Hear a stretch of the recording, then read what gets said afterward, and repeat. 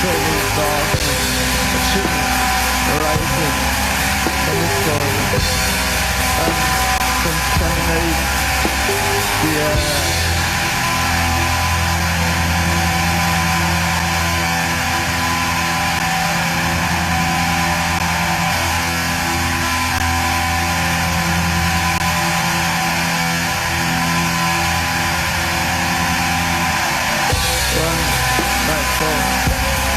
Close the world and penetrating darkness, a chill rising from the soil, and contaminates the air. Something new, life, new meaning.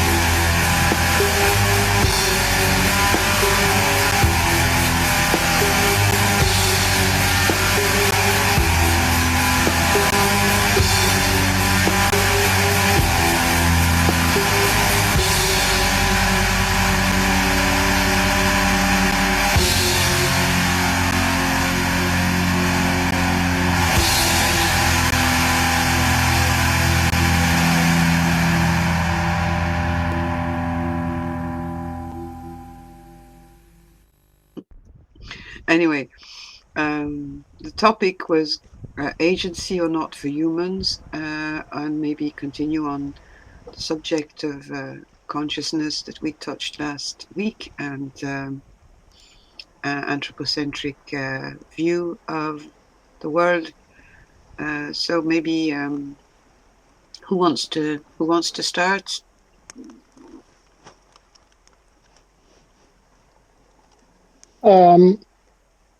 I'll just put a little thing out there and see if anyone's interested in it, which is that I think we come across this question of human agency out of the fact that human beings feel separate from the world in which they live, and separate from each other. There's a disconnect. There's nature in one place and human beings in another place. So, for instance, and agency. I guess you could argue that in a way, agency also implies will and power to manipulate circumstances, and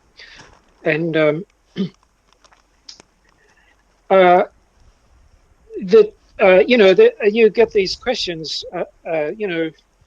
Do human beings have free will? Which is closely related, I guess, to the question of what degree of agency do we have, and I wonder whether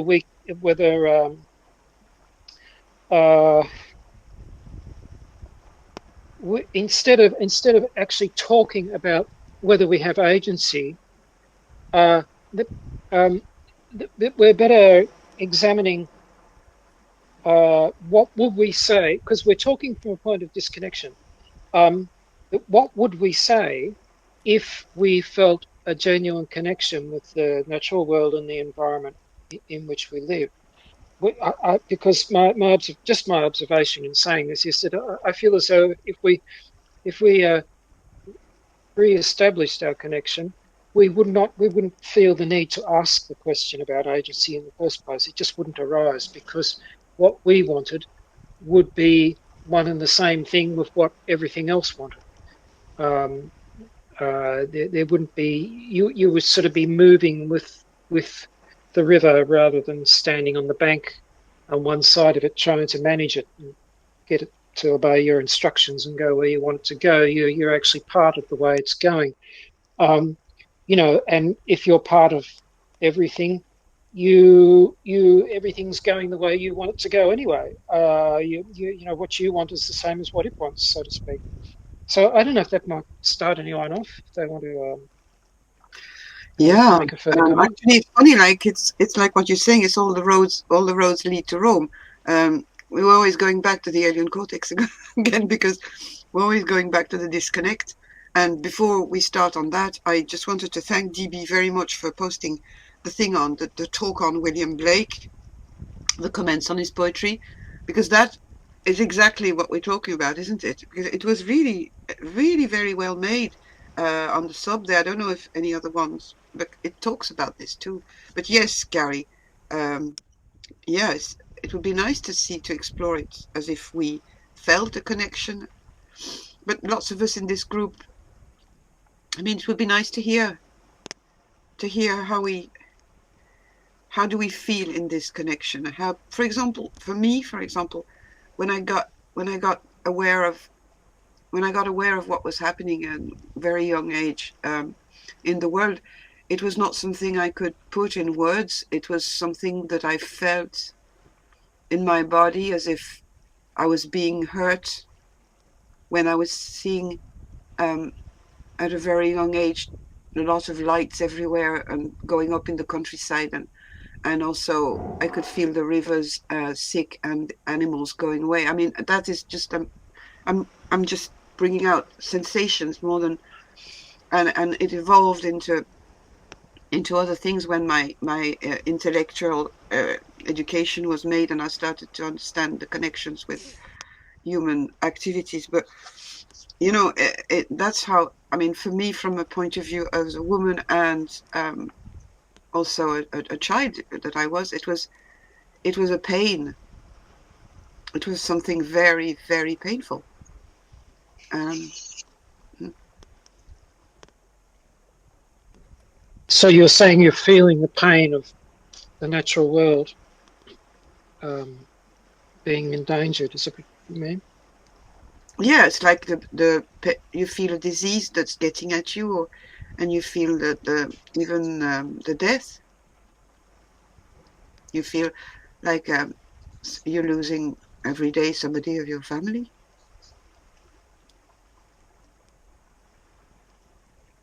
Yeah. I used to feel that back in the bygone days um, when I used to listen to Sam Mitchell give his talks. I think every Friday he reserved his Friday talk for a reading from a website called Monga Bay. And Monga Bay is basically a litany of outrages against the natural environment. You know, how many elephants were killed for their tusks this week, and how many million acres of the Amazon were burnt during the week. And um, you've just reminded me of that because I actually couldn't listen to that talk that he gave on Fridays because the pain of listening to it, of the description of what was happening, was just too much. Um, it wasn't a case of hiding my head in the sand, and pretending that it's not going on. It was simply a case of just having to listen to somebody describe what was happening. It was just altogether too much. I remember distinctly there was one episode. I think that was probably the one that completely finished me off forever, and I never went back. Was where I don't know where it was. Somewhere in Southeast Asia. I'm not sure where they tried to get rid of feral pigs, possibly these damaged crops. I don't know what they did by putting bait which has got explosives in it.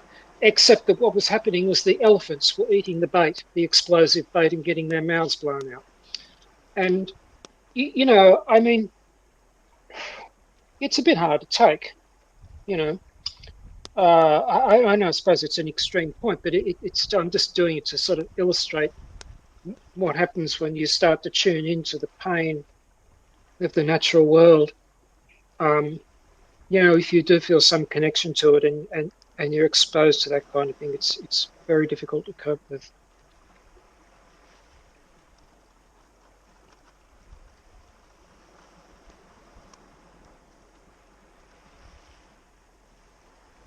DB, did you want to say something about the Blake? Because I didn't.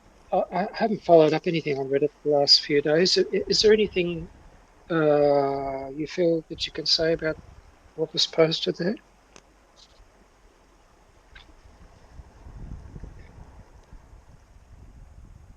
Oh, okay. You can't talk. Fair enough. Yep. Yep. Okay. That's all right. Anybody else follow up the Blake?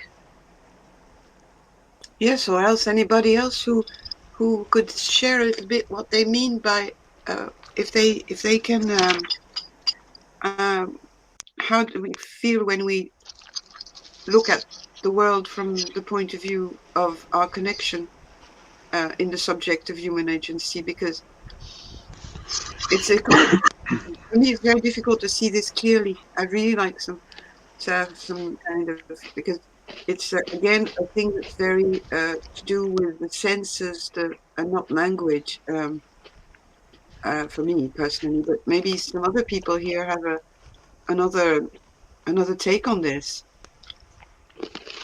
Yeah, I guess I can give it a try. But I first wanted to respond to what Gary was saying about the Mongo Bay, the Sam Monga Mitchell's. Bay, Monga Yeah, Bay. yeah. Mm. Because I listened to Sam read those for many years, coming up to a decade almost now, and I think it has um, it has a purpose because to me it's a little different from what you just described, because I could never be bothered to read those things every week or even every month, but having it on your headphones, like when you go for a walk or something, with a weekly summary, like he makes for your ears, that is totally possible for me to take in. But like you said, I could never bring myself to sit and read it. If you understand what I'm saying, because if I read it, then I'm only doing that. But if I'm Yeah. going for a walk along the beach and listening to it, then I can I can choose. I can listen to it, but I can shut it out if I want, or I can kind of laugh within myself to the Sam Mitchell's commentary to it. You have all kinds of uh, ways that you can put some kind of distance between yourself and the stuff. But I think my most important point about those Manga Bay weekly podcasts from Sam is that they keep you informed, sort of, no matter what you may imagine in your own life or in your feelings, and what you'd sort of feel that you need to say to yourself, to tell yourself in order to carry on. This Manga Bay roundup kind of puts everything in place again and tells you that yes, Indonesia is fucked. South of Saharan Africa is fucked. The Americas are fucked. Europe is fucked. The Arctic is fucked, and the Antarctica is also fucked. He doesn't say it like that, but that's kind of the conclusions that you will have to draw after listening to 50 Manga Bay weekly roundup in a year. So I think that is kind of good, because politicians and IPCC reports and meetings and stuff, they sort of always try to give this upbeat. We are finally getting control over the destruction and the climate problem. Everything is within reach. Uh, that's kind of the PR message.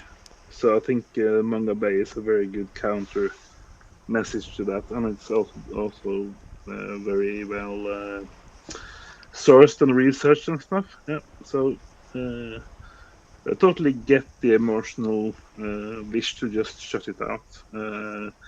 I'm probably a bit more hardcore than you, Gary. So I've been around for this kind of stuff for more decades, so I can take it. But I would never read it because reading is just too much just doing this thing for half an hour or something. Yeah, yeah, Yeah, uh, yeah. Go there ahead. was a couple of things. Um, yeah, I mean, sure. I mean, definitely, I'm affected deeply by that kind of thing. And I just wonder, though. I think even Sam commented there at one stage. He said, "Okay, that he Mongabay is just doing this on and on and on and on, all this nature destruction porn, and uh,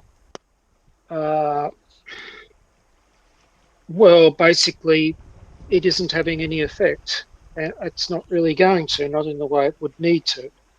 If it was going to, it would have by now. And then the next, I guess, the next thought is, uh, well, what does it take to cause human beings to alter their course? Um, and because it needs to be a collective action, is it is it possible at all? I mean, it looks at this stage as so it's not. There's no sign. And in any event, as people in who are informed will tell you, of course, it's probably 50 years too late. Um, but yeah, Yeah, but sure, it's an important. Go on, sorry.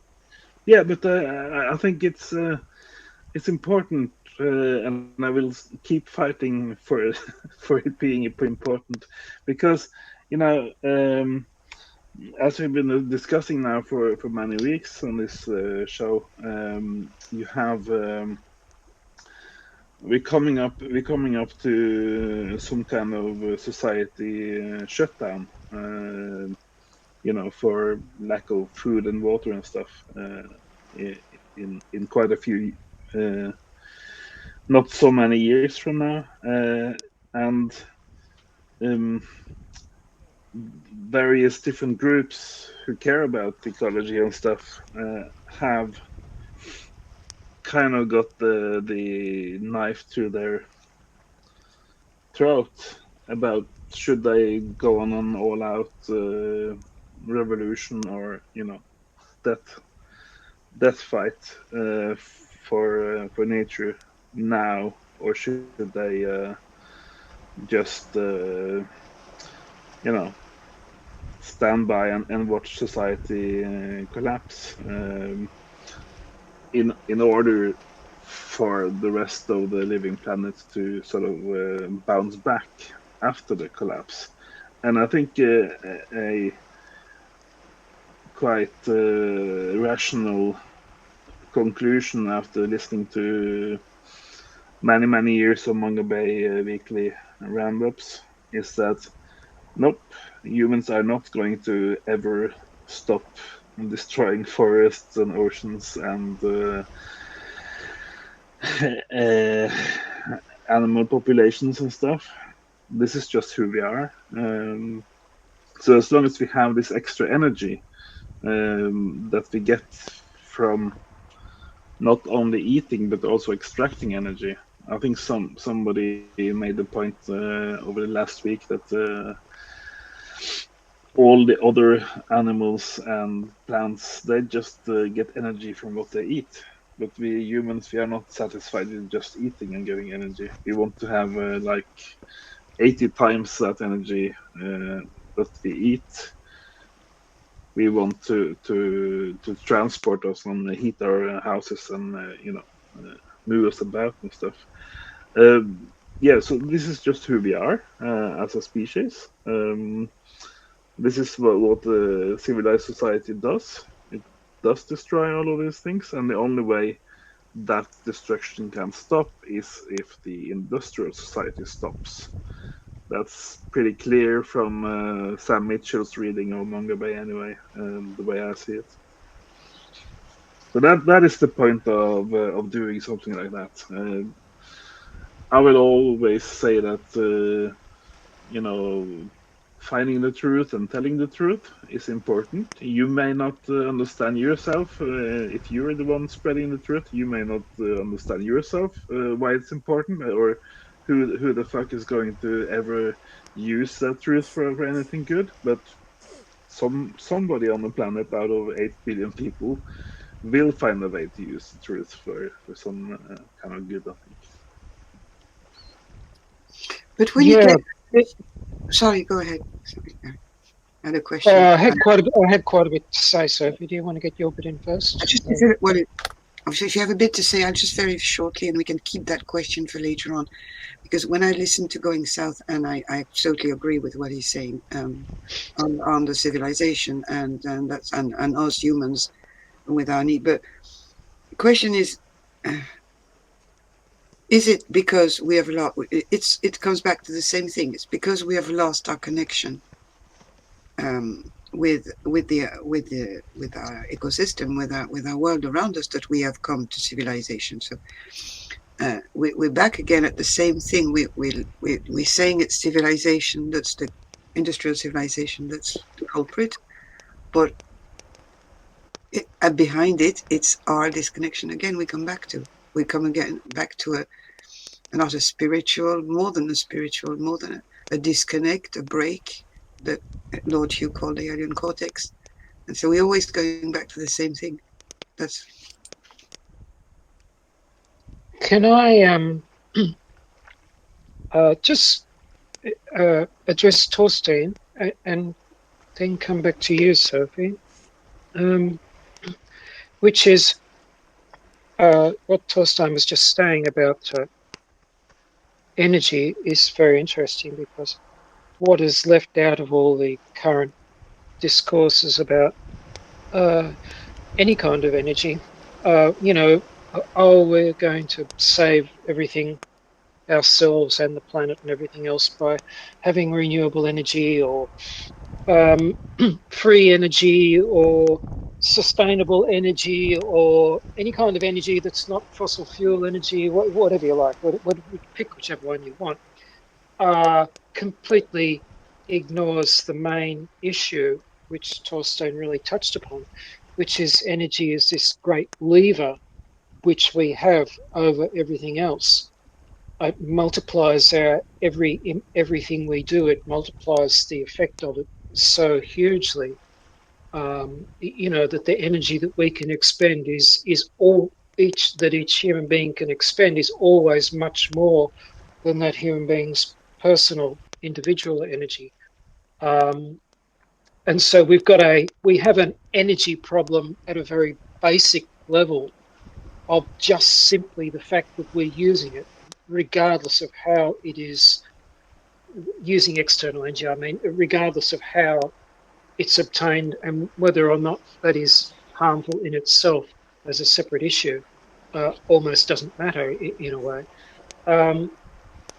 I wanted to make a remark about, what you said about activists waiting for collapse, and that the damaging thing is industrial civilization, and also thinking of Sam in his he had a discussion once with Derek Jensen, and I think they more or less came to the conclusion in their discussion that of course that the global industrial civilization is the elephant in the room.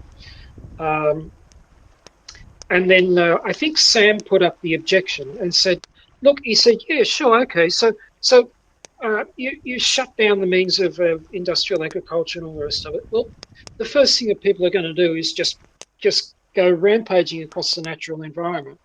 and completely wipe it clean in desperation to get food directly from the natural environment during that bottleneck period between the end of industrial support and the beginning of everybody, of course, dying out, and that there would be this kind of last minute decimation of the natural world because everybody would suddenly go out and hunt, and the natural world is already natural reserves of food source are going to be very rapidly depleted. Um, and I remember that particular talk because afterwards, Derek got back to Sam and said, "Hey, can we do another talk for another 15 minutes or something? Because I want to answer that question in detail." And Derek's thing was that, well, no, he said we probably won't cause as much damage to the natural environment in our dying moments as you might think, because we won't have the energy to get to a lot of the places. He sort of gave the example of like, we're not going to be able to go uh, trawler fishing in the middle of the Pacific Ocean because we simply won't have a boat, we won't have the fuel for a boat to get there. So there'll be lots of natural reserves of the natural environment which will survive. But it was still an interesting point to bear in mind that whilst the natural world may, in the long term, it'll end up being better without civilization. It may face a sort of bottleneck of increased direct exploitation as civilization goes down. Yeah, but Uh, then you have to compare that 1 week that you are talking about now with 10,000 years of agriculture and industrial life. So yeah, and now also it's not like some politicians is presenting a choice. Do you want to take the collapse road or the lasting civilization road? Collapse doesn't work like that. Society just collapses. So it's not like you have to weigh, yeah, but what if people go out and hunt and cut forests and stuff? Maybe we should cancel your collapse plan. That's not the discussion we're having, is it? oh no, I don't think it was being used in the sense that we should therefore not either encourage collapse or try to present it happening. It was simply just running through the scenario of once collapse starts or goes ahead, uh, uh, you, you know, uh, it might not look as good, at least initially, as people would like it to in terms of the regeneration of the natural environment. I think, as you say, the time scale, sure, once we're gone or once we're cut down to a reasonable size, the natural world is going to have a lot of time on it to rebuild. Um, I think, sure, kind of depends, though, things that have become extinct, um, looking at an extremely long life, extremely long time span before you start recovering diversity once uh, you've got important species that just aren't here anymore. Um, the Did you want to say something, Torstein? Otherwise, I just want to go back Yeah, and address Sophie. Yeah. yeah. I think maybe the most important. Let's say that you do get a week or a month or something with a very hard attack on the remaining nature. What you will do during that month will be to decimate the numbers of the different species. The numbers of trees and the numbers of deer or elk or moose or whatever. What you won't do is totally eradicate species within a month just by going, as you say, commando without a car, without a trawler or anything. So just the sort of scaling down of population numbers during that crazy month won't be that serious because that will just bounce back within a year or two. You know, like populations do, like mice and birds that hunt mice and stuff. They bounce back in a very short time. So I don't think that is. Don't think that is such a big concern. Well, it all depends on the season it happens and the environment where you are too. Like Yeah, if it's urban or not, if it happens in the winter, or if it happens in the summer, if there is mm, growth, it's where you are geographically. Are you in a mountain? Are you near the sea? We can't make a general statement about the impact that we would have around us if we went hungry and had to go on a rampage. We're not yeah, locusts.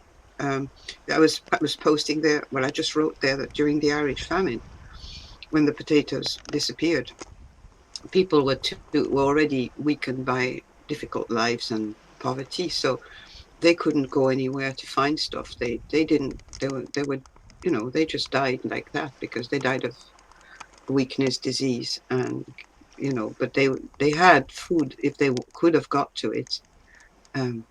There was other routes, and there was also a lot of people who had forgotten about what they could use foraging because they were enslaved for too long and their culture had been destroyed. The people near the shore, they knew about the shells and the seaweed and the islands. Some of them survived because of that, but a lot of people didn't know about it and couldn't get there because they were too weak. So that's what happens, you know. yeah. That's a very key point about energy also, because yeah, I can't really say I have first-hand experience, but almost first-hand. Because sometimes when you go trout fishing in the mountains because your fridge is empty, you don't have anything to eat in your fridge, and there's not coming anything there for a while, for a week or so, and then your hunger can sort of be a force when you go to the river to catch trout, because it's like you have to catch. And I even told the river and told the trout that I have to kill you because I need your proteins or whatever. Uh, but you don't have to go very many days without any food before you have an acute energy problem where you can't get any new food because you haven't eaten in a week. I think that's a big buffer for post-civilized humans. That if you really get down to having gone a week without any food and maybe not even clean water, then you have really low energy levels for creatively hunting or creatively catching anything animal food anyway. Plants are of course easier, and you can if you know about 10, 20 different species that live in a forest area, you can just go for those and just go around grazing or eating these leaves or clovers or whatever all day.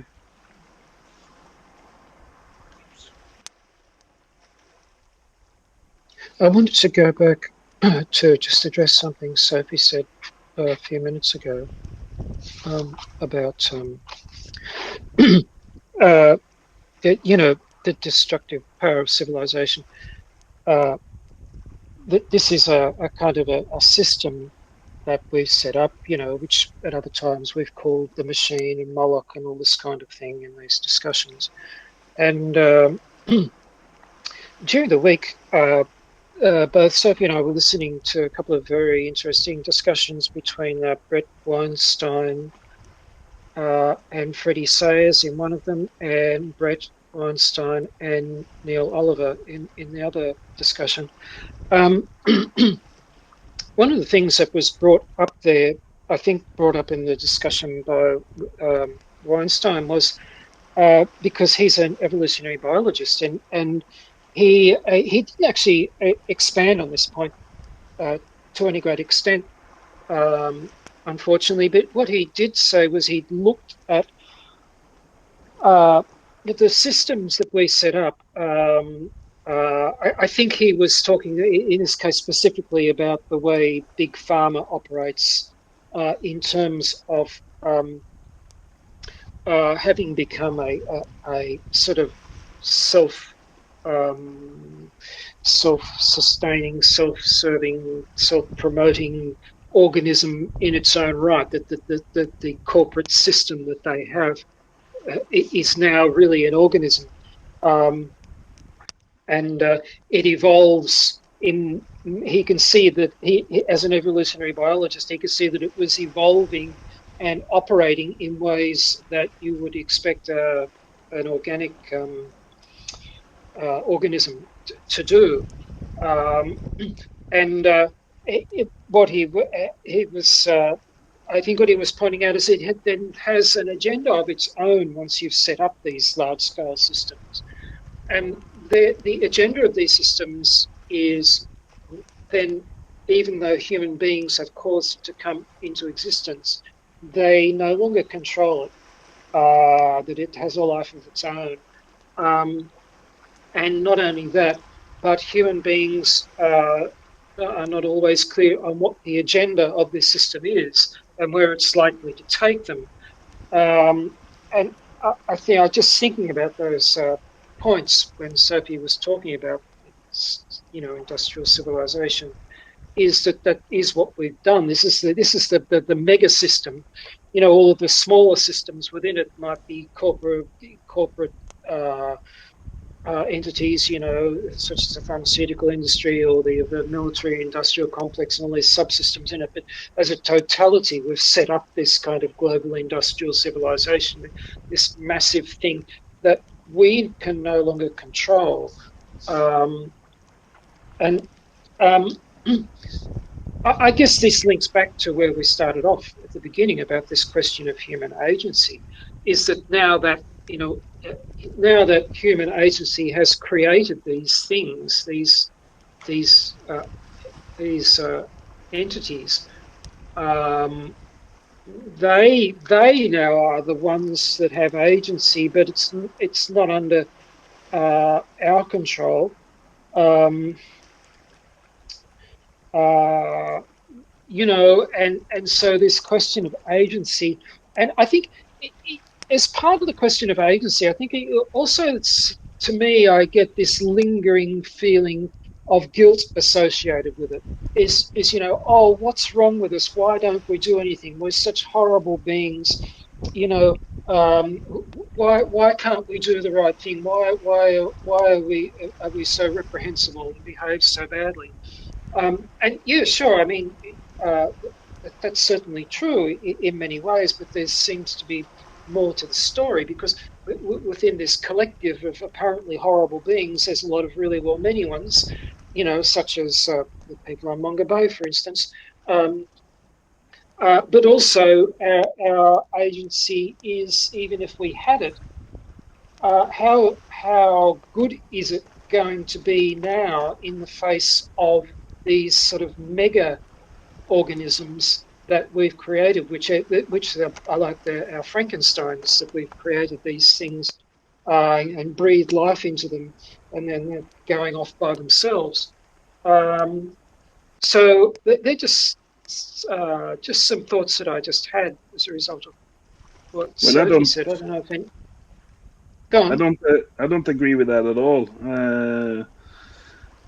That's like too easy to just blame the system that we're living in. It's like Lord Yu used to say that he went through collapse already because South Africa, the system he grew up in South Africa collapsed during his lifetime, and that system was called apartheid, and especially the Swedes and the Scandinavians so led the boycotts of the apartheid regime in South Africa, and what we're going through now is kind of the same system collapse because we have decided that the best species in the universe is a human being, and all the other plants and animals are have less worth than us. And so we will get a really hard reality check when our system collapses and we go down in the mud with the rest of the species, and we discover that we're not we're not very different. We're just some blubber lying here in the mud with the rest of them. So you're kind of blaming,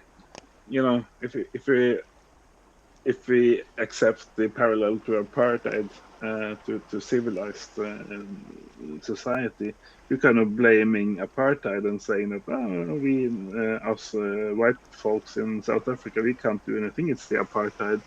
The apartheid is running things now. It's not us people doing it. So I find that irresponsible in a way, and also it's the part of agency that we really have been discussing for a few weeks uh, is the debate that is on all the climate twitters and all the climate discussions all over the planet, whether or not we can actually do anything to stop climate collapsing the civilized society. And everybody who has a paycheck in climate science say that we certainly do have agency, and everybody who used to get a paycheck or is just an activist, citizen activist, say that no, this ship sailed 50 years ago, and so we don't have agency. So that's kind of where the discussion stands. And I think the point that Bob made last week on this call was to say that if we don't have agency, and our parents' generation didn't have agency because we were already past the tipping point back when they were kids, our parents' generation were kids, then it's not rational to go around with a lot of guilt, because what should we do? We couldn't do anything 30 years before we were born. That's not physically possible. So yeah, we can take on sort of a species level guilt, or we can also figure out that it was this kind of civilized life that ruined everything. But that also wasn't our invention, you and me. We didn't, me and Gary didn't invent human civilization or industry. And to Sophie, I think you said something about going back to the split and to the alien cortex and the start of that. That is also almost a synonym for civilization, because civilization means city life, right? And the whole point of an early city was to have a wall between where people lived and there you had nature, right? So in a sense, the alien cortex is kind of that idea of living apart from nature. There you have the word apart, so you have apartheid again. So the whole thing is kind of sociopathic and deeply racist with apartheid and keeping things separate, keeping the god species for itself and nature outside of the walls. I really appreciate your answer there to everything.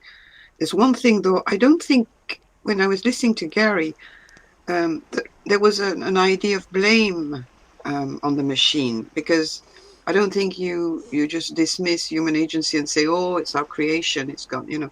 But I think what Gary was saying is that that machine, and that's what DB is writing on the comments that he, after William Blake, that the video on William Blake that was posted on the subreddit, is that this kind of monster, alien cortex, Urizen, whatever it is, and it is at the core of this monster that's ruling our world at the moment, is that its characteristic is that it's self-destructive and it's turning on itself.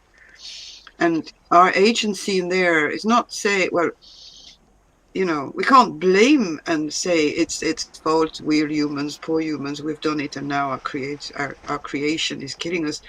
It's not that. It's just that we're witnessing a thing that's eating its tail, and that is it's bringing us to our demise.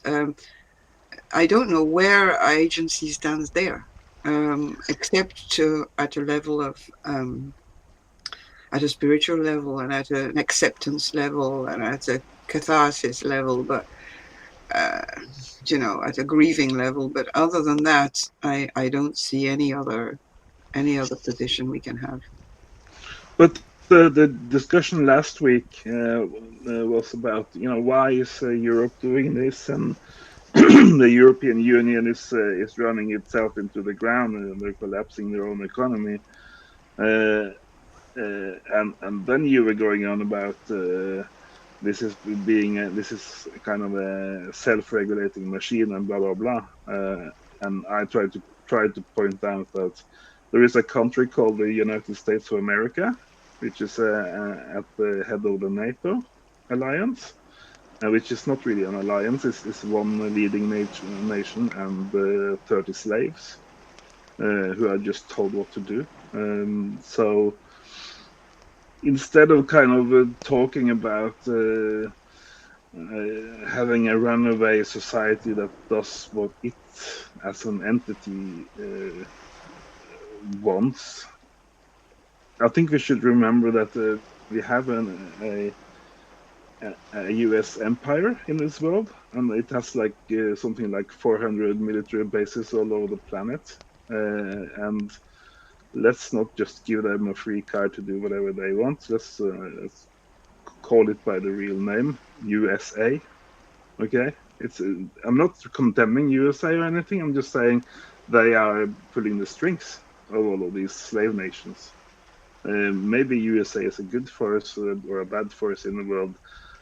I'm not currently talking about that. I'm just saying that they are a real entity, and we see American politicians on TV and the internet every fucking day. So let's not fool ourselves and say that this is a techno utopian entity that is run amok. It's USA, okay?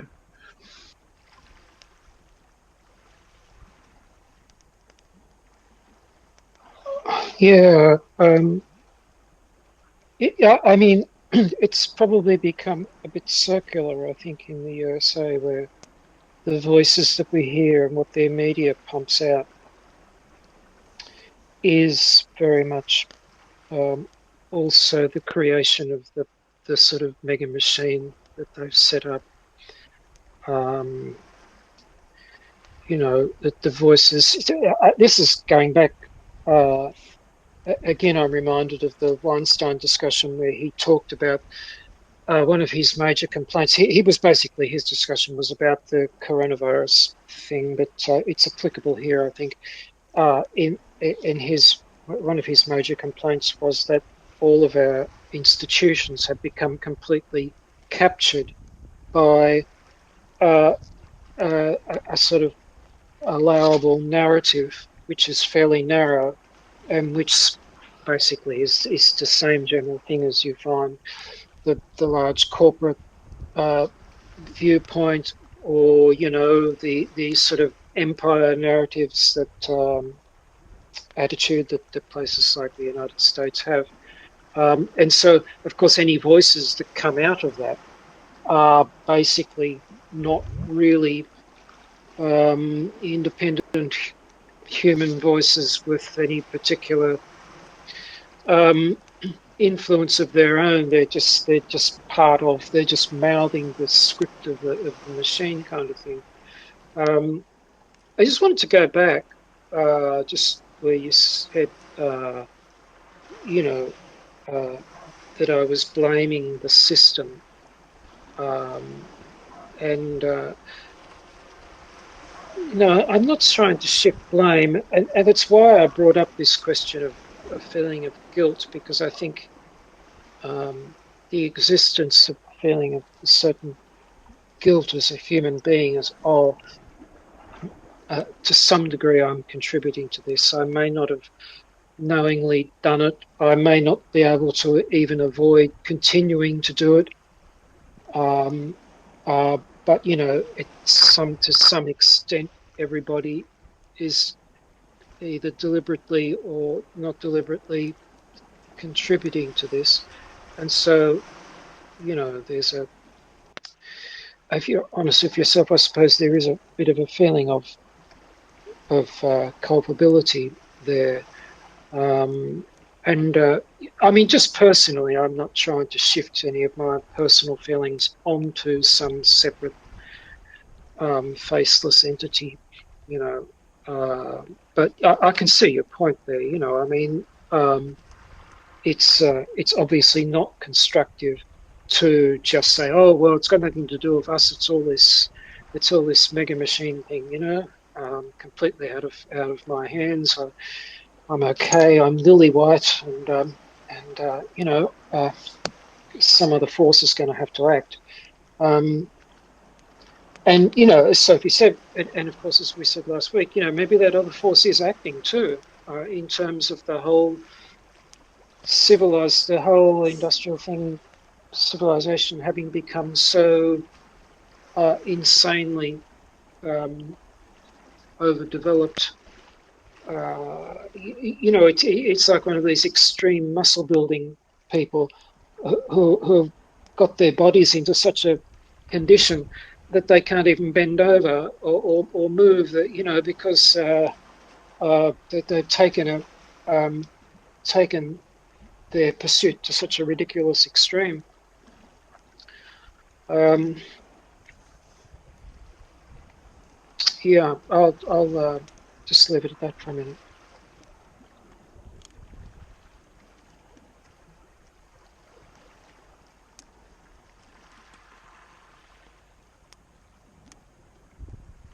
Yes, thanks, Gary. So this carrying of guilt is not productive in any way, and it stops you from being active. It's actually against. I don't know. It brings back again the question of agency. Uh, yeah, I don't think the species guilt is lead. I think it leads you to a cul-de-sac. It leads you to a trap. As Going South was saying, like we were only we were born into something that was already happening. We have absolutely no take in what has happened. So it's an interesting intellectual and discussion thing to do to put point of view, but you don't want to go in that direction. Otherwise, you end up in this suicidal kind of cynical. We're nothing. Human beings are a parasite. I mean, all this sort of views, and actually that's where I'd like to go back to, because we're going to be talking to George, who's saying that a thing like human beings are the only species that have absolutely no ecological role. We touched that in our last meeting when we talked about human consciousness, and are we just here to be witnesses to this beautiful world? And I'd like to just maybe go back there if anybody has something to say on this. Well, I suppose just to begin it, uh, um, if he's asserting that we have no ecological role, then I suppose it's implied in what he's saying that nature has made a mistake and that we shouldn't have been here. And I don't know, does that just spark anything in you? To you know, has nature made a mistake? Are we in error? Should in fact we have died out or not been here, like some kind of genetic modification that turned out a strange creature that didn't have a mouth and couldn't live? You know, I mean, are we in that category or not? Who are we to say that nature can make a mistake? Like, we are part of nature, so it's just, yeah, exactly. Like, I don't understand even the word mistake in the context of the natural world. There is no mistakes. There can't be a mistake. Well, that's what I would have said. I didn't. What I would have preferred to have said was that George is implying that God is fallible, but I didn't want to put it in those quite that way. Uh, you know, because it just sounds a bit grandiose to say that God doesn't make mistakes. But um, uh, given that we are here and it probably isn't a mistake, I suppose the next thing is, well, it was the supposedly evolutionary process that led to the formation of our strange psychology. Is that also natural? Uh, and even the concrete and glass world, um, which even human beings call not the natural world. Um, uh, I don't know. I mean, is it just too extreme to say that like um, even if it is unnatural, if we went back and reran the experiment, there's probably a good chance that we repeat it and end up back here where we are. Um, uh, so a kind of a natural progression would occur anyway. Um, so I suppose we're looking at a question of where do we draw the line between what's natural and what's not, or is everything natural, including us and all our amazing dysfunctional creations? I don't know. Do we want to stop with that question? You got a thought Yeah, about that? I think the way I see it, when we came to the city wall and the civilized life within the town or village or whatever, then started a new kind of cultural evolution in humans, where the traits that we now know and hate were um, promoted by city life, like being sneaky, or being a criminal, or being a tyrant, and being a good soldier and killing a lot of people.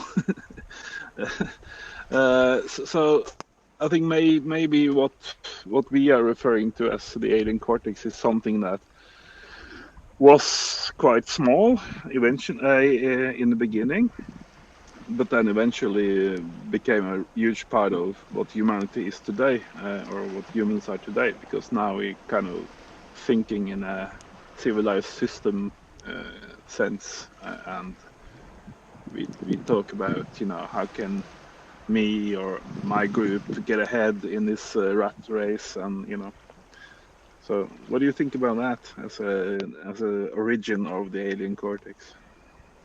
Um, yeah, I mean, I'm not arguing with it, but actually, just while you were talking, something came to mind, which is that. Hang on, I just got to try and kind of recover it. That because how Lord Hugh spoke about transhumanism, and he covered that in different ways, not just in terms of bionic arms and neural implants, but also in terms of people getting transgender modifications and all that. But the thought that just struck me while you were talking was that the alien cortex could have been our first transhuman creation. almost unwittingly, we created this sort of phantom self within ourselves that isn't really, you could argue, is not really human because of, well, it seems to be hostile to our best interests in a lot of ways. And so, with the cultural, the movement, as you were saying, into gradually, more civilized environment, civilized. I don't mean civilized, civilization environment. That led to uh, um, fortuitous circumstances for an invasive species to take over. Suddenly an alien cortex could take root in the vegetable patch and begin to smother everything. Um, so it's sorry. I sort of, I suppose I'm not really commenting directly on what you said, but it just occurred to me that the alien cortex might be our sort of transhuman creation, that we have to note what we've done there within ourselves. I don't really subscribe to that completely. What you say about the transhumanist creation, um, I think what we can't go back. We had this little piece of brain that differentiates from our cousins, apes, and uh, it's a gift of nature. It didn't come from, from. I mean, it was not a monstrous creation. It came from nature. I think it's the way we used it that operated the horrors. It was the lack of mastering it, and it became the ruler of our behaviors and our ways of thinking. But when we used it wisely, and when we discovered fire, and we thought that we could, shape a few stones to scrape skins to keep us warm, because we hadn't as many hair as the animals around us, and we were ingenious in certain ways, but I don't know if we were wise already, or if we'd already started to let the alien cortex run amok. But I think it's a Recording is on. so it's back again on this question of mastering of this alien cortex, of not letting it rule us, but the awareness. Is that human agency? Is that really at the root of human agency? Just throwing this out there. Yeah, I mean, it's a good point. I'm just a little bit wary of the word mastery, uh, because I think that throws us back in with the original problem, is that there's some entity which is controlling something else, which is, that's the characteristic of the alien cortex, is the control narrative, dominance narrative projected in itself and all sorts of ways. But I think, uh, looking at this more from the point of view as it being a misused tool is seems more constructive. I mean, as you refer to it as that, um, and it's and certainly, as you can see, also that's writ very large in society, where we have a lot of amazing things that we've managed to create, and they're generally being used incorrectly or excessively. It's a substantial part of the mess that we're in at the moment, is the misuse of tools, not just internal ones, but external ones. Uh, Yeah, if you look at monkeys, you see, and certain species, but mostly monkeys. But I've seen that in the octopus too.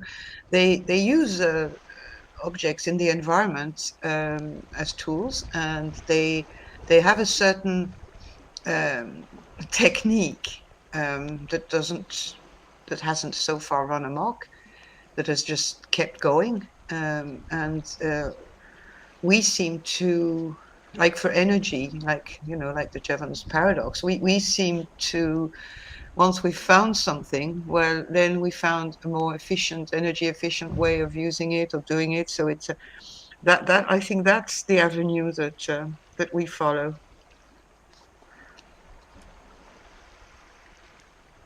Yeah, yeah.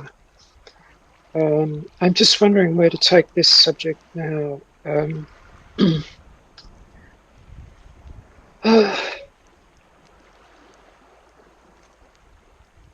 That Well, see, we were in the thing that I don't honestly, I don't like the terrain where we say that we are guilty. I don't like this because it's unproductive, and I don't like the idea. It doesn't ring with me that we are a parasite species that shouldn't have never existed, and that we have no role. And that's where we started this, and that is that is a bit what we were yeah, talking about last week. yeah. But another, we might be able to head off in a new direction.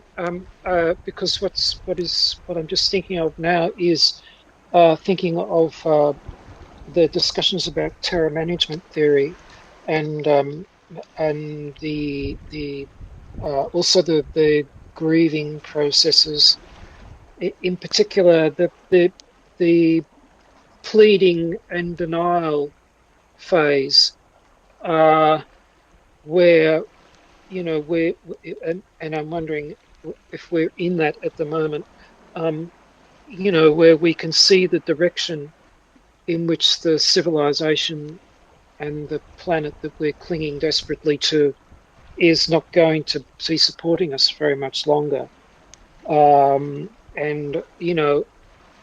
even here, we're trying to have a discussion that is, um, uh, a little bit above the ordinary. That we're still, in a way, scratching around desperately for some way of looking at this that will create a sense of resolution within ourselves.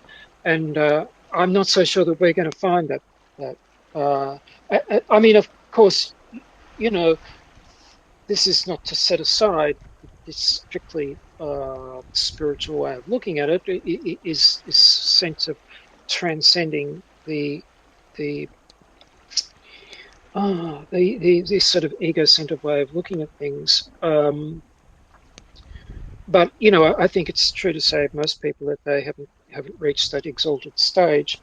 So is a lot of this discussion end up being in the realm of trying to come to a position of understanding about this, instead of constantly squirming around.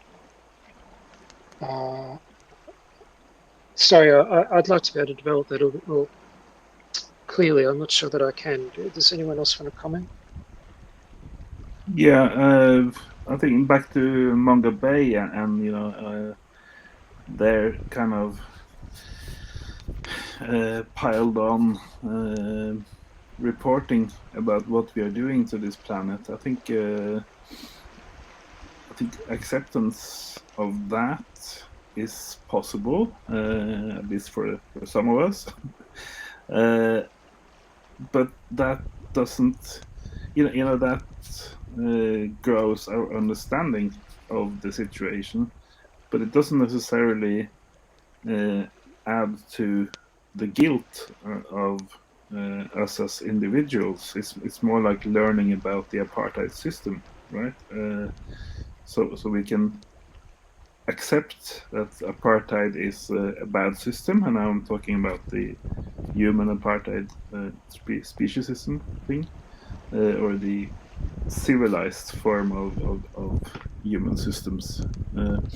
So understanding that that system is unnatural and ecological, I think is important, and kind of the challenge for everyone here now is to realize that humans are something different as well. We are something else as well. As DB says in the chat, before civilization we were like wolves, running around catching prey, and being happy with that. So we have this huge prehistory of being like the other animals, and fitting in much better than we do now, and that in many ways that is also our future. Um, so so if we can embrace sort of the natural side of being human, like most of the things, the good things in life are free, is an expression, and most of the good things that we appreciate are also natural and pre-civilized, like food and sex and sleep and community and being happy with other uh, together with other people. I think Sophie used the word last time about communion or something, or being together and having a meal and talking with friends and family. Um, those are kind of pre-civilized pleasures also.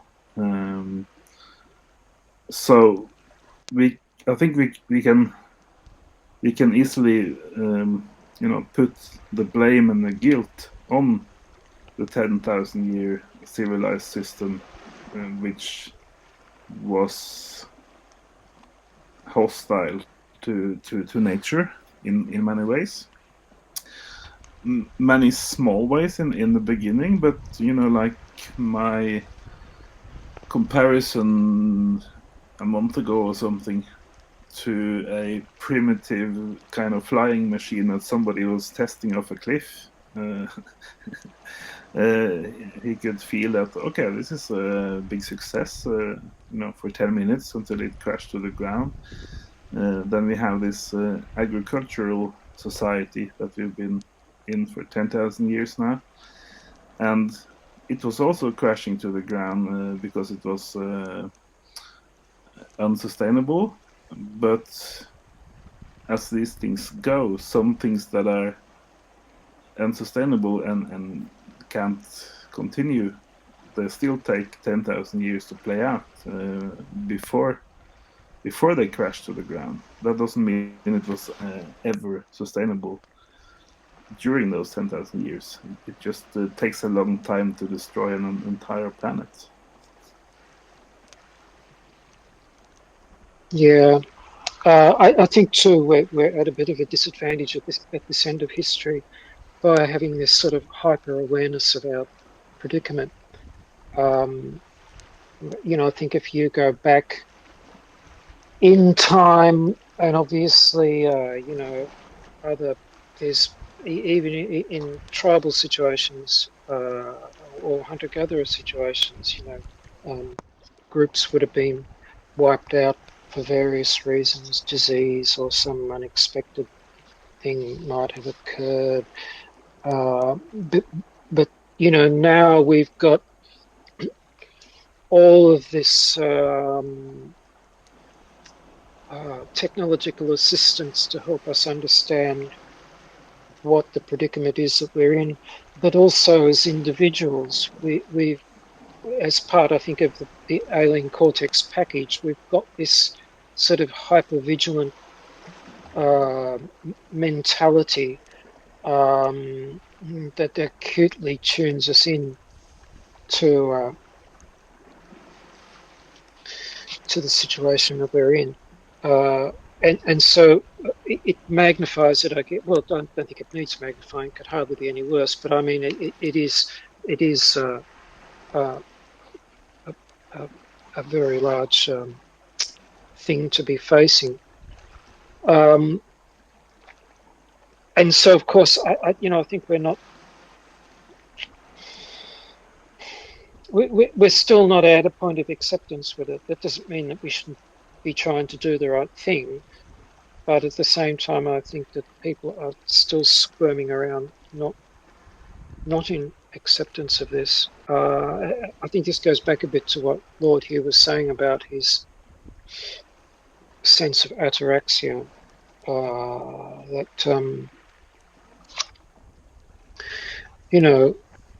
we're going to go down, but it's a case of the kind of quality of your psychology as that happens. Are you going to go down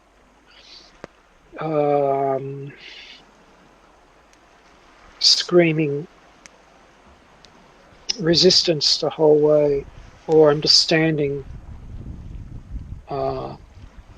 the nature of what's occurring?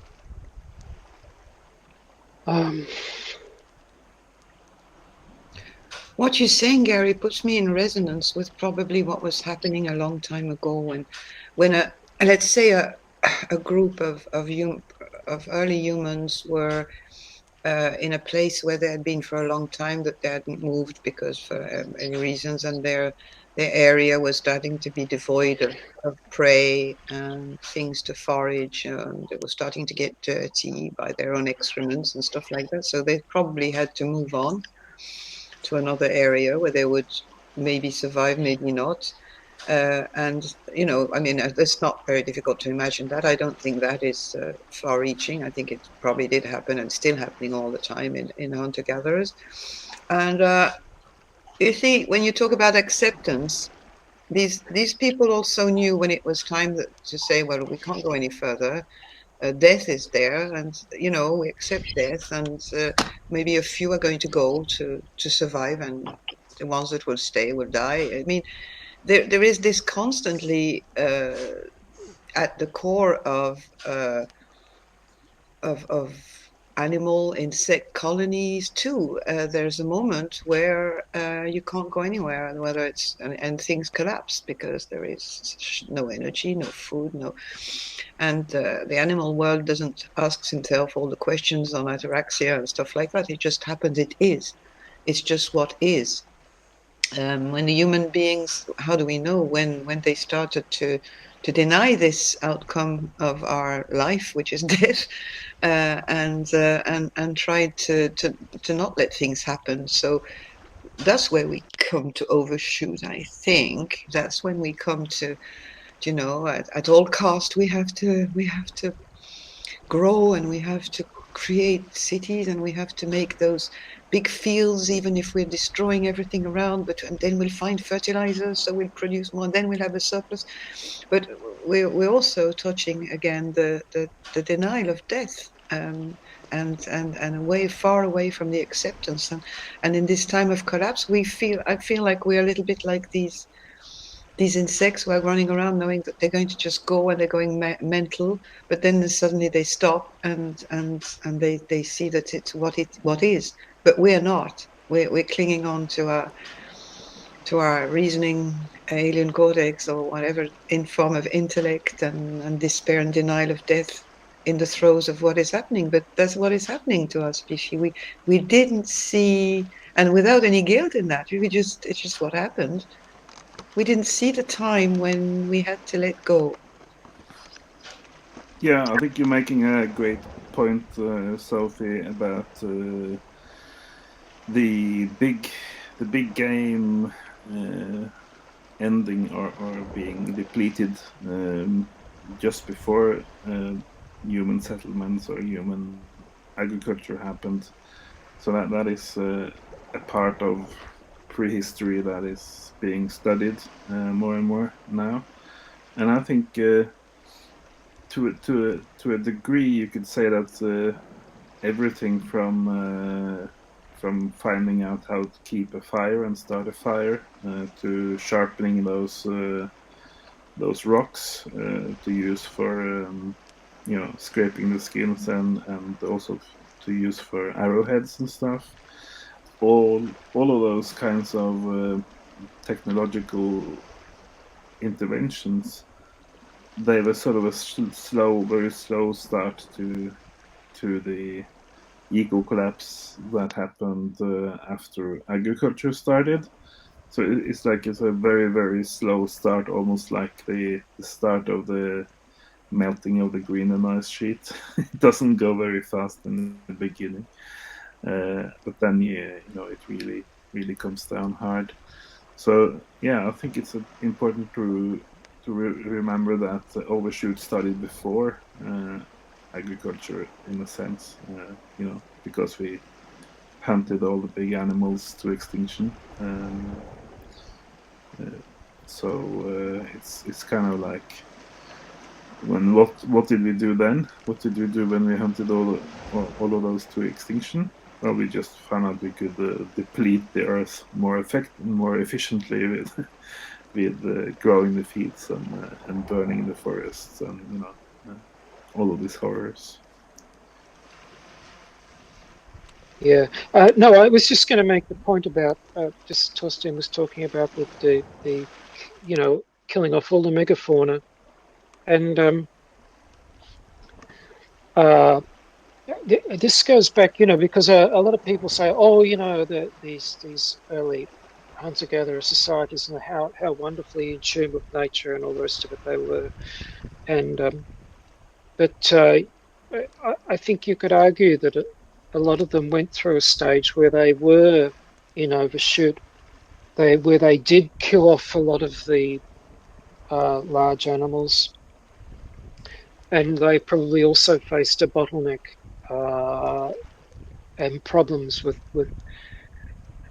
sustaining themselves. And I think in some of those cases, that is where the so-called the sort of native people's wisdom that we see the remnants of uh, now in our time um, came from that, because they saw that they had made a very bad mistake in the way they were interacting with the natural world in terms of destroying these animals.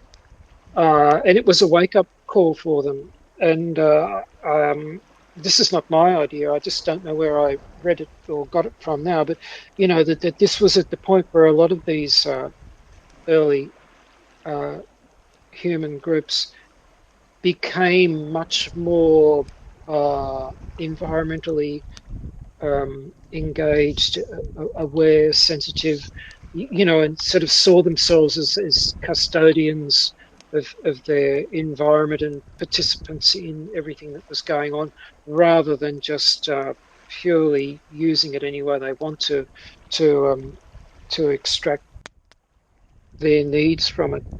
Um, and that is that process of uh, learning that wise lesson is something that current civilization hasn't gone through. It's going through it now. Whether it will emerge on the other side of it any wiser, or whether it just won't emerge on the other side of it at all, remains to be seen, I guess. Um, but I mean, it's just going back to what I was saying about the extinction of the megafauna. It's was particularly striking in Australia. Because there's just nothing here at all. It was completely destroyed by the original sort of settlers here, and so was vast amounts of forest and all the rest of it. Uh, but if you now look at the kind of wisdom of these people, they've got a very wise outlook on the natural environment. But obviously, at one stage in their distant past, they didn't. Um, so they had the opportunity, they had the good fortune, I guess, to have made a mistake and come out on the right side of it. And we're looking at this. Are we going, this state that humanity is in at the moment? Is this an opportunity that anyone's going to recognise, or will it just be lost on the way down the drain hole? Yeah, about that, because now we're kind of discussing to go into the fourth industrial revolution, also called the Green New Deal. And the way I understood Sophie, we had a chance when we figured out that we killed off all the megafauna before we started agriculture. Should we sort of take a hint and downsize our human enterprise, or just carry on and double down? I think we know the answer now, and we're also going to double down this time in the 2020s, when we know all of these things about our destruction of the natural environment and how we are depleting the climate and stuff. We're still going to charge ahead and build a entirely new industrial fourth generation society, which even mainstream critics are saying it won't be ecological at all. It will just be sort of the emperor's new clothes, or just so some green furnishing in the edges of the same thing. Yeah, so it seems that we are not taking the hint as a human society even now, which I think is pretty depressing.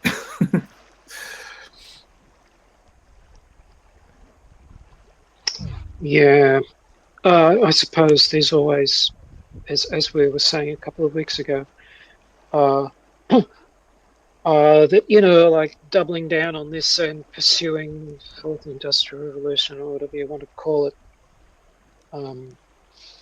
still might actually cause industrial civilization to go down more quickly, just by virtue of its own insane excess. And that could be the best way by accelerating its own stupidity. And so what's our role? Instead of agency, looking at where we do have agency, which is within ourselves, instead of trying. And I think this comes back to Lord Hugh's emphasis on,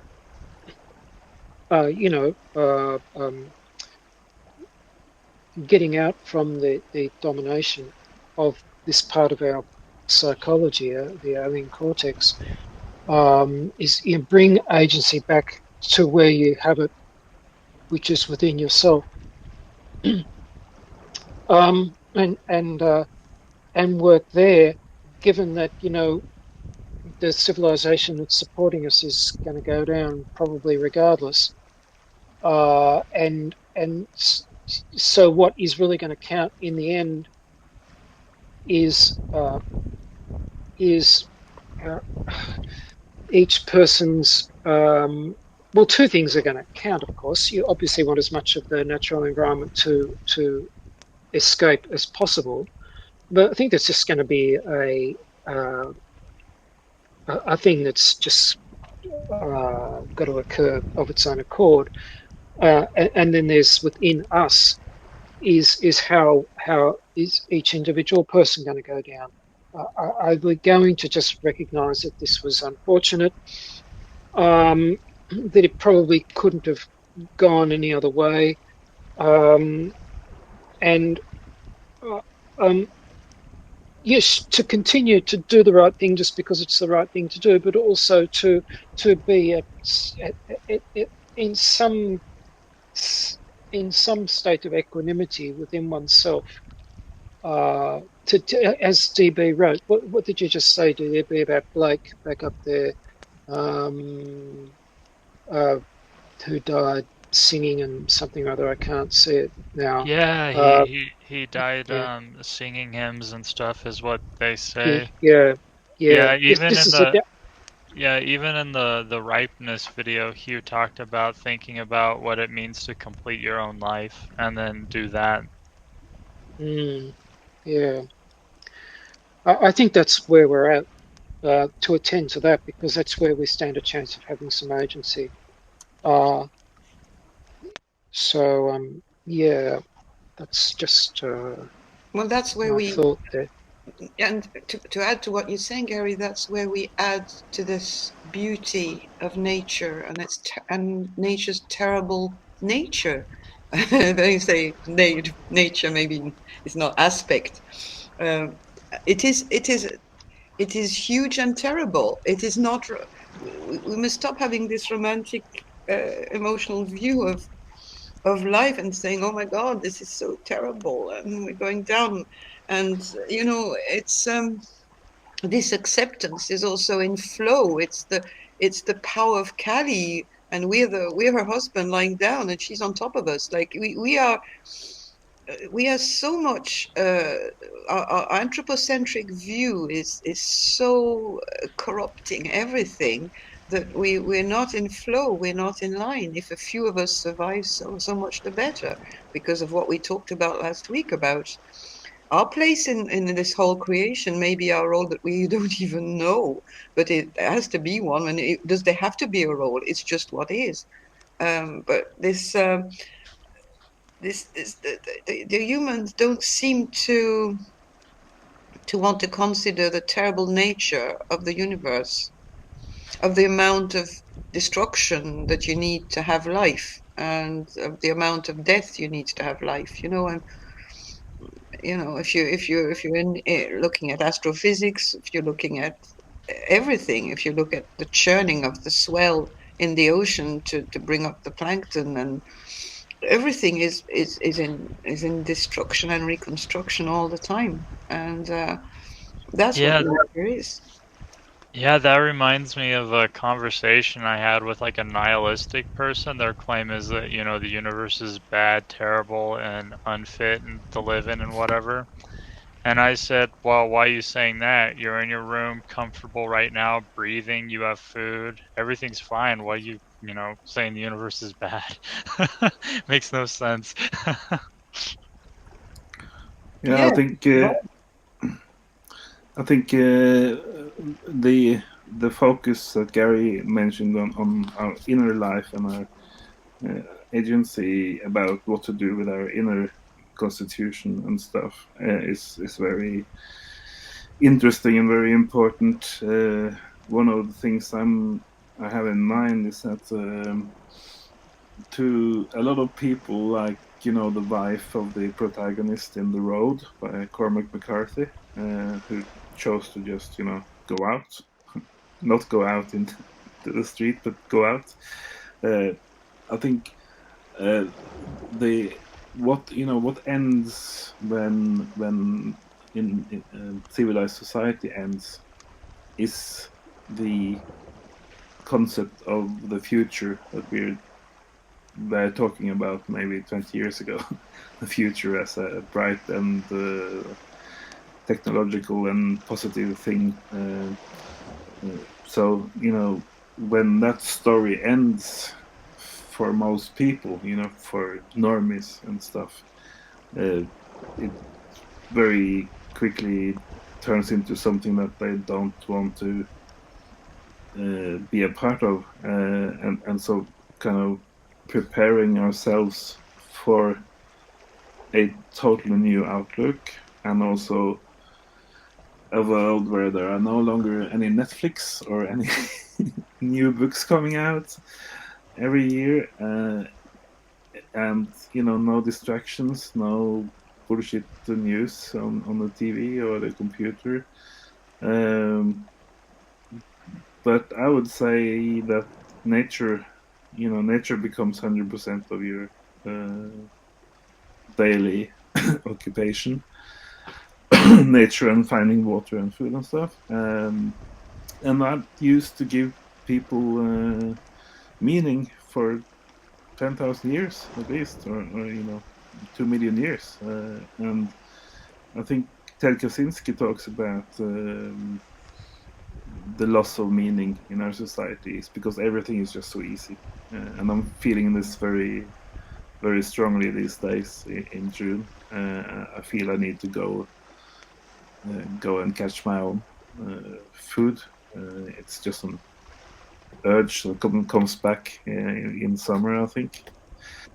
Um, so we it's not like we're orphans when we go back to nature. It's more like we rediscover meaning, and I don't subscribe to the idea of nature as a big, brutal, godforsaken place. Really, it's more like finding out that she has lots of places to sleep, and she has beautiful meadows and little creeks with trout and fish, and it's a beautiful place, really. But it's kind of like when you have these doubling down normies who just want to go on and buy a bigger house and more houses and two cars, and going from that perspective or that outlook and into a dark wall of trees without streetlights. you know, uh, yeah, it's kind of two worlds colliding, right? Yes, I think sorry, go ahead. I was just going to say so right about meaning, about the meaning. Go ahead, Gary. yeah, I'll talk about that in just a second. But just what Torstein was saying um, is, what we've lost is in not being in nature like that is that we're not. Nature is the thing which produces the sense of awe, which is essentially a space of stillness. Um, and we've really removed ourselves from circumstances in which we would experience awe.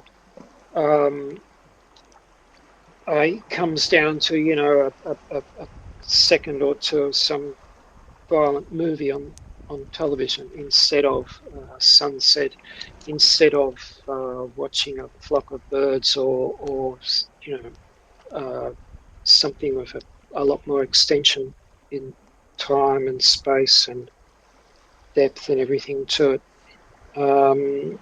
And it's just thinking while Torstein was talking there that it's a great pity that a kind of a paradox, a contradiction, I guess, in a way that it's been just in really the post-war period that we've entered into this really state of no return that we've created basically with carbon dioxide emissions. But it's also just been in that period of time, post-war period, that we also entered into the period of when most people within Western societies became more or less in one generation disconnected from anything natural. Everything came from the shop, and generally just about everybody stopped having a garden in their backyard and these kind of things. So we entered into this realm of alienation, and we're basically only one generation into it, and it's such a pity that if we didn't have this really one generation that's lived its entire life in this alienated state, we would be having a very different conversation, I think. And it's a shame because it's in terms of time, in terms of history, it's such a short period that just crossed a line, I think. And I just want to go back before Torstein was talking about what Sophie said of Carly dancing there. I think the important thing there is that Carly didn't intend to kill Shiva and didn't kill and didn't intend to kill Shiva. So whilst Carly was formidable as a force of, I think Sophie, you were sort of likening that to uh, the Mother Nature in terms of Kali. So this is great formidable thing, but it's not necessarily. It doesn't. You know, it might mean death, but it doesn't mean total death and complete annihilation. So I just want to add that little bit about Shiva, and Sophie also mentioned in that little bracket about the anthropocentric view, and George Socrates a sort of questioning about our purpose, and there's one thing that I do think is our purpose, or even if you don't want to use the word purpose because it's probably a bit of a fraught word, use the word what was our accomplishment? What have we got to show, so to speak? And this is something that Hugh did mention once, I remember. And we did touch on this last week in terms of consciousness, I think, and the consciousness of animals we were talking about. And I think that the one thing that we have accomplished, not as a personal accomplishment, but just as human beings, is the possibility of is the existence of this self-reflective consciousness. That we know that we're conscious, and this is something that we can think about as a subject in its own right. That we're aware of what we've got, and in the spiritual perspective, we even take that one level further, where we're not just aware that we're aware, but we're aware of the awareness that is aware.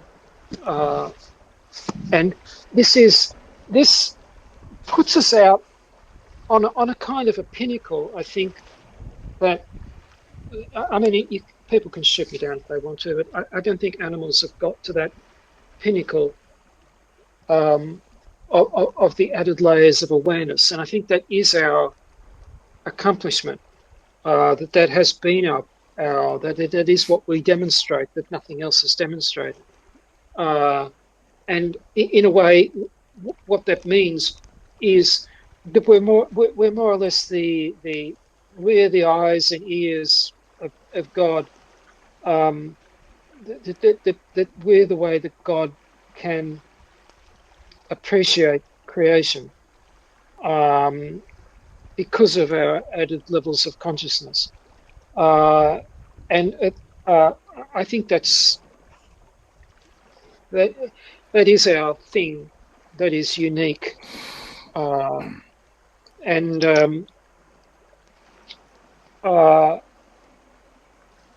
yeah, I mean, obviously it's not without its problems, because you can see the mess that we're in. But it's at the one hand, it's got us into problems.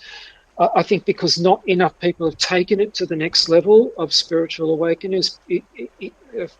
Spiritual awakening is why we have ended up pursuing doggedly this path of self-destruction.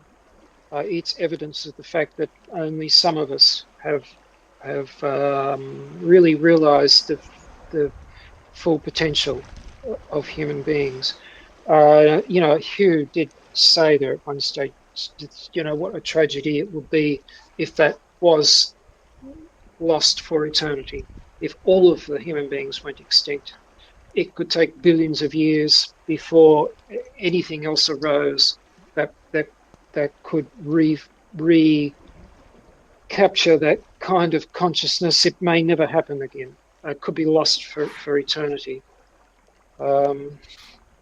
So Yeah. Yeah. I would just like to add to what you said, Gary, about our generation learning so little from our parents' generation. I think it's the worst.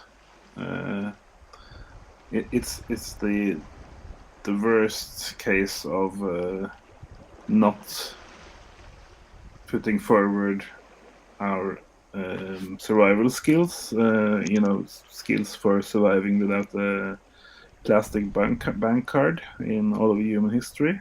And it's amazing that that coincides with the one time that we really need to all the skills in our toolbox to sustain ourselves after all the shops Yeah, I close mean, close what for a the pity last that time. Yeah, yeah, so it's a we've lost very it just at the point where we need it. yeah, it's just a very bad timing.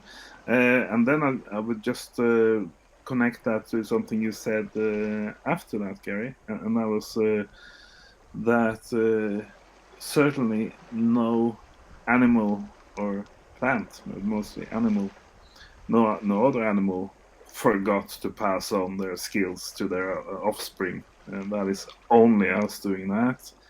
And I would like to use that as a contrast to what you're saying about us being so positively different, because I think just that fact that we didn't pass on anything about how to survive in the wild over this last generation, that kind of from the other perspective, that kind of nullifies all all the positive uh, exceptions that humans can boast about, because yeah, no fox or wolf would certainly give birth to a litter of kids without learning them and teaching them anything about how to survive in this thing.